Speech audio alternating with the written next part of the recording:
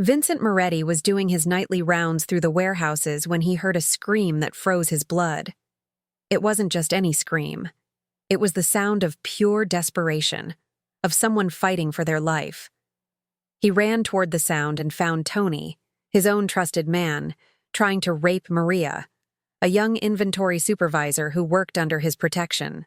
Without hesitation, Vincent burst into that container with the fury of a man who had been betrayed, and what happened in the next few minutes would change the fate of everyone involved forever. Because Vincent Moretti wasn't just a mob boss, he was a man with a code, and nobody violated the women under his command and walked away alive. If you like stories like this, consider subscribing. Most people watching aren't subscribed yet. Hello, I'm Rose Cameron, and here on the channel we tell stories of drama, redemption, and justice that will shake you to your core.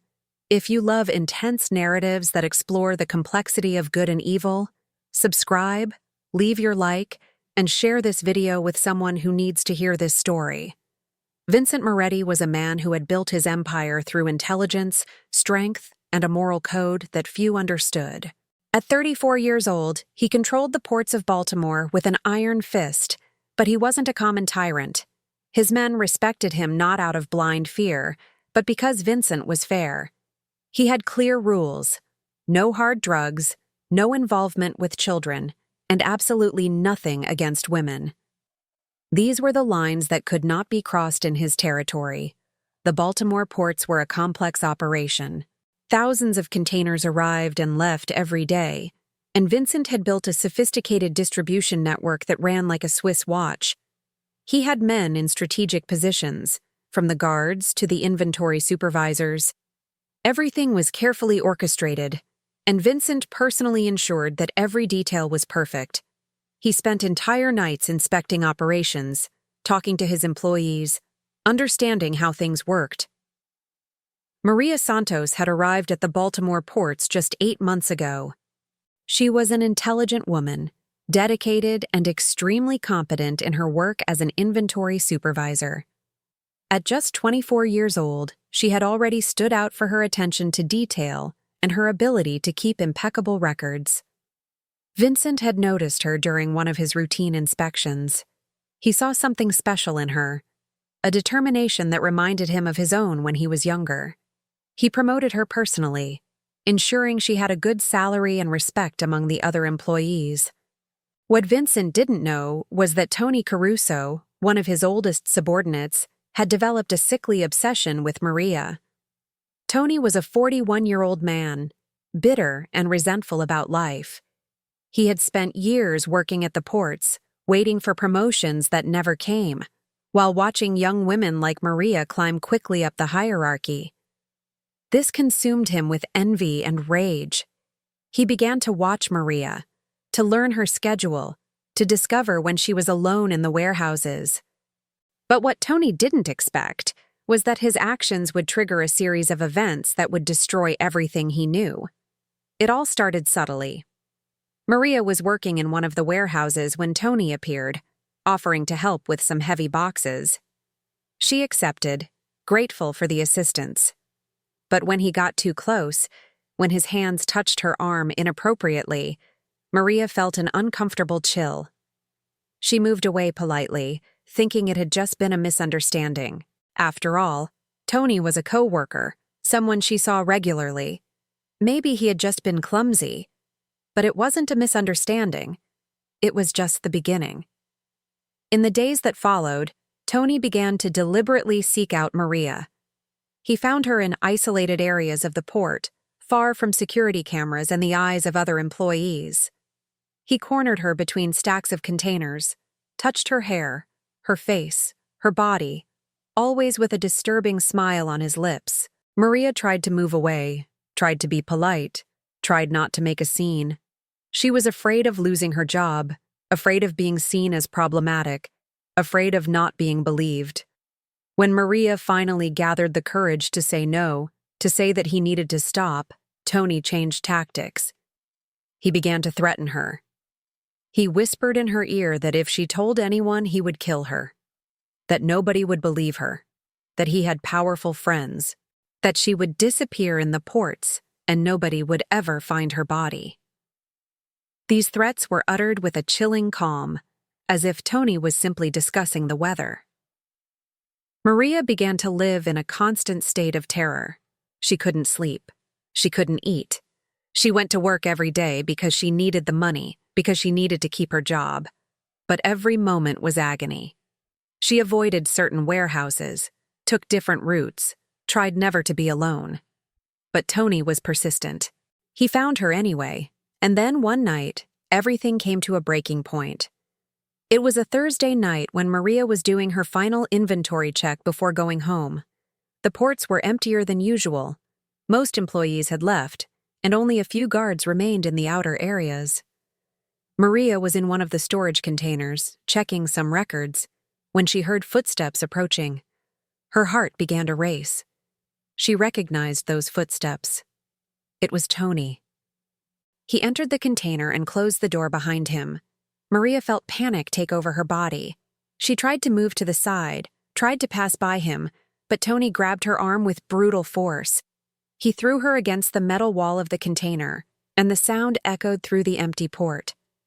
He began to tear her clothes, his eyes full of savage lust and accumulated rage. Maria screamed. She screamed with all the strength she had in her body, hoping someone would hear her. She tried to fight, tried to push Tony away, but he was much stronger. He threw her to the floor of the container, and she felt the cold metal against her skin. She thought it was the end. She thought she was going to die there, in that dark container, alone.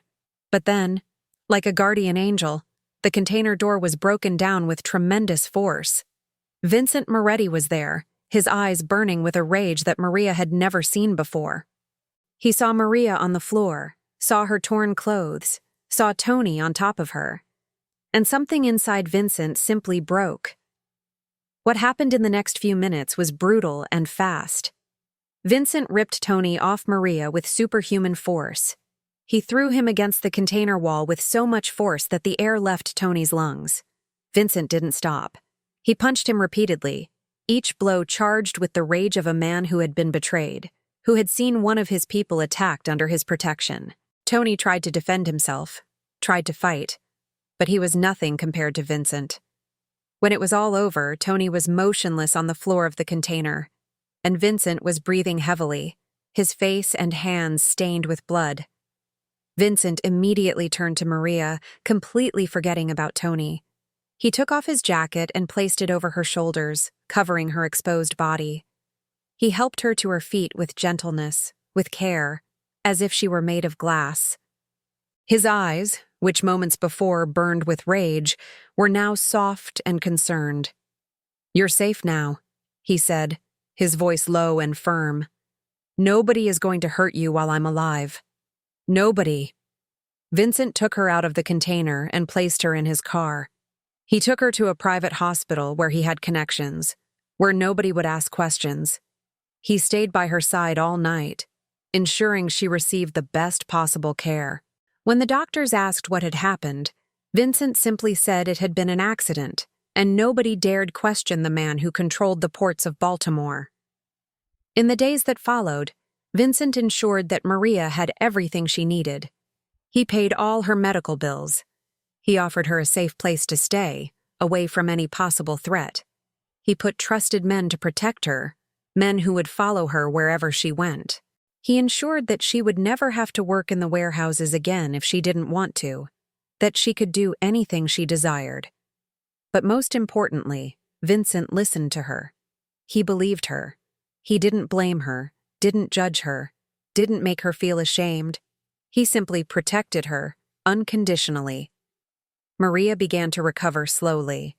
The physical wounds healed, but the emotional wounds took longer. There were nights when she woke up screaming, having nightmares about what had happened. There were days when she couldn't get out of bed, but Vincent was always there. He visited her every day, bringing food she liked, talking to her about mundane things to distract her, simply sitting by her side in silence when she needed company. As weeks passed, something began to change between them. Maria began to see Vincent not just as her protector, but as something more. She saw the way he looked at her, with a tenderness that completely contrasted with his reputation as a dangerous man. She saw how he put her needs above his own. She saw a man who, despite everything he had done in his life, had a heart capable of loving deeply. And Vincent, in turn, had fallen in love with Maria in a way he had never experienced before. The months passed, and the relationship between Vincent and Maria evolved naturally. It wasn't something planned or forced. It was organic, like two people who find comfort and understanding in each other in the midst of darkness. Vincent took her to dinners at private restaurants where nobody would bother them. He took her for walks through the city, showing her places he loved. He listened to her talk about her dreams, her fears, her hopes for the future. Maria, in turn, saw beyond Vincent's reputation. She saw the man who had built an empire, but who had moral rules. She saw the man who had killed to protect her, but who was gentle and attentive with her.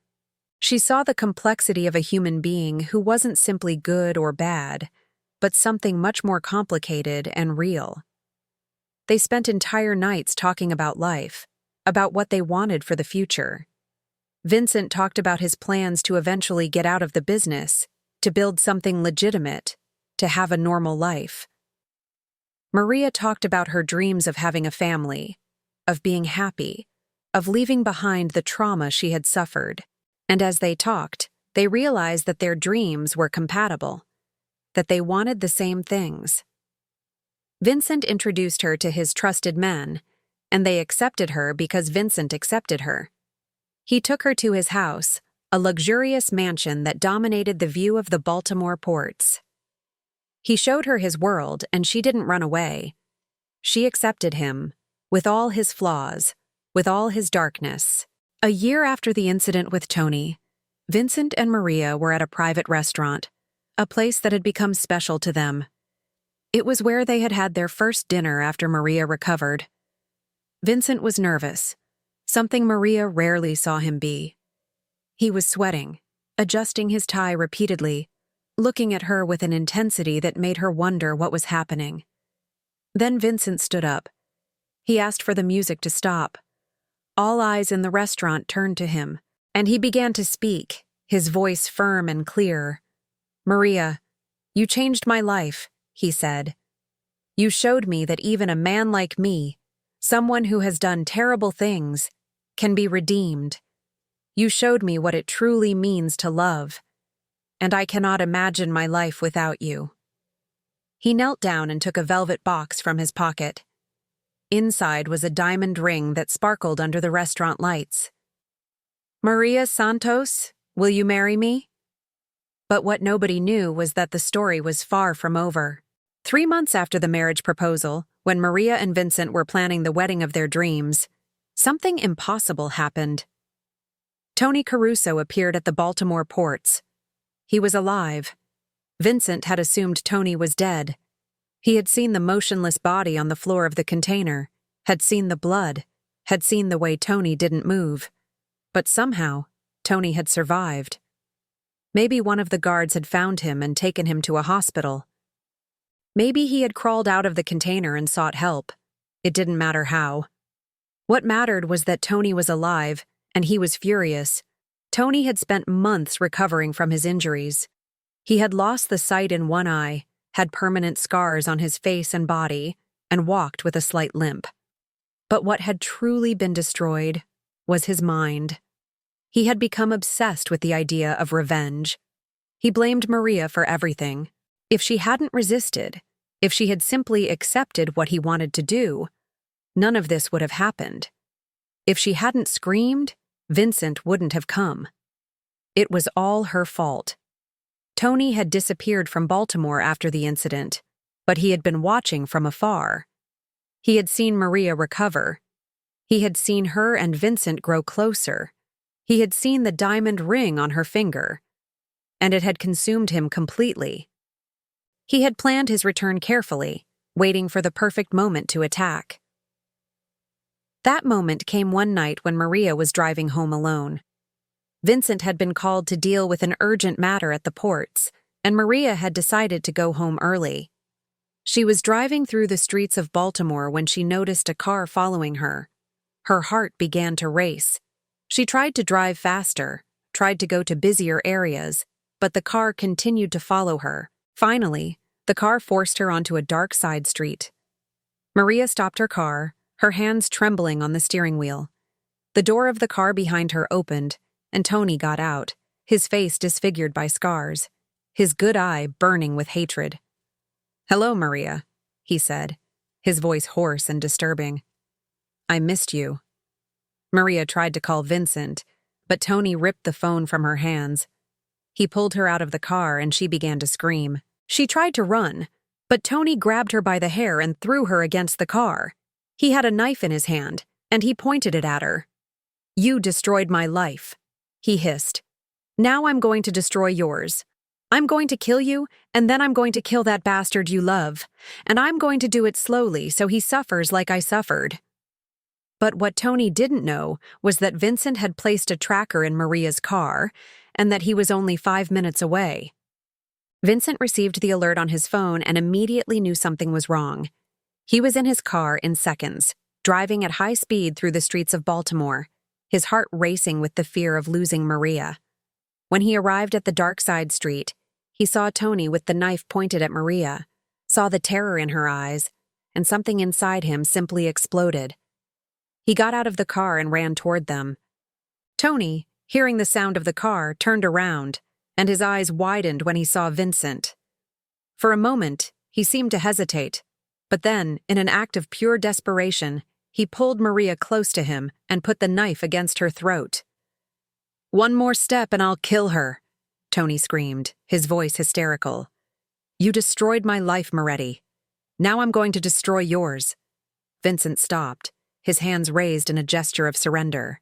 His eyes moved from Tony to Maria, and he saw absolute fear in her face. He saw the blade of the knife against her skin, saw a small line of blood begin to trickle down. And in that moment, Vincent made a choice that would change everything. He ran directly at Tony, ignoring the knife, ignoring the danger to himself. Tony, in panic, pulled the knife, but Vincent had already moved, his body placing itself between the blade and Maria. The knife penetrated deeply into his shoulder, and Vincent screamed in pain. But he didn't stop. He kept advancing, grabbed Tony and threw him to the ground with brutal force. What happened in the next few minutes was a savage and desperate fight. Vincent, despite the wound in his shoulder, was much stronger and much more determined. He punched Tony repeatedly, each blow charged with the rage of a man who had seen the woman he loved in danger. Tony tried to fight, tried to defend himself, but he was losing. Finally, Vincent pinned him to the ground, his hand around Tony's throat. He could kill him. He should kill him. But then he heard Maria screaming his name, begging him to stop, begging him not to become a murderer again. And Vincent stopped. He released Tony and stepped back, breathing heavily, his shoulder bleeding profusely. The police arrived minutes later, called by a neighbor who had heard the screams. Tony was arrested and taken away. Vincent was taken to the hospital, where he received stitches for his knife wound. Maria didn't leave his side for a second.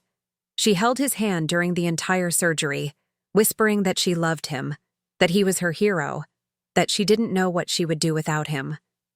When Vincent woke up in the hospital bed, the first thing he saw was Maria sleeping in a chair beside him, her hand still holding his. And he knew, in that moment, that he had done the right thing, that protecting Maria, that loving Maria, was the best decision he had made in his life. 6 months later, Vincent and Maria were married in a private ceremony at a luxurious mansion outside Baltimore. It wasn't a big or ostentatious wedding. It was intimate, with only their closest friends and the people who really mattered. Vincent wore an impeccable black suit, and Maria wore a simple but elegant white dress that enhanced her natural beauty. When the justice of the peace declared them husband and wife, Vincent kissed her with a tenderness that made everyone present feel the depth of his love. Maria cried with happiness, her eyes shining with hope for the future. In the months that followed, Vincent began to make amends in his life. He began to gradually transfer control of his business to his trusted men, planning to eventually get out of the mob completely. He and Maria bought a house outside the city, a quiet place where they could build a normal life. They talked about having children, about raising a family, about leaving behind the world of violence and darkness. Tony Caruso was sentenced to 20 years in prison for attempted murder and sexual assault. He would never be a threat to Maria or anyone else again. The story of Vincent and Maria is not a story of good versus evil. It's a story about redemption, about how love can transform even the darkest heart. It's a story about a man who, despite everything he had done, found in a woman the reason to become better. And it's a story about a woman who, despite everything she had suffered, found in a man the strength to recover and rebuild her life. Vincent Moretti will never be a completely good man. He will always carry the weight of his past actions. But with Maria by his side, he found the peace he had sought his entire life. And Maria, who had been a victim of one of the worst crimes a woman can suffer, found not only justice, but also true love and unconditional protection. This is the story of the protector of the port, a story of darkness and light, of violence and love, of a man who discovered that true strength is not in controlling an empire, but in protecting those we love. Thank you for watching until the end. If this story touched your heart, if you believe that stories like this need to be told, subscribe to the channel, leave your like, and share with your friends. Your comments and suggestions are very important to me. What was your favorite part of the story? Do you think Vincent did the right thing? Leave your opinion in the comments below. See you in the next video.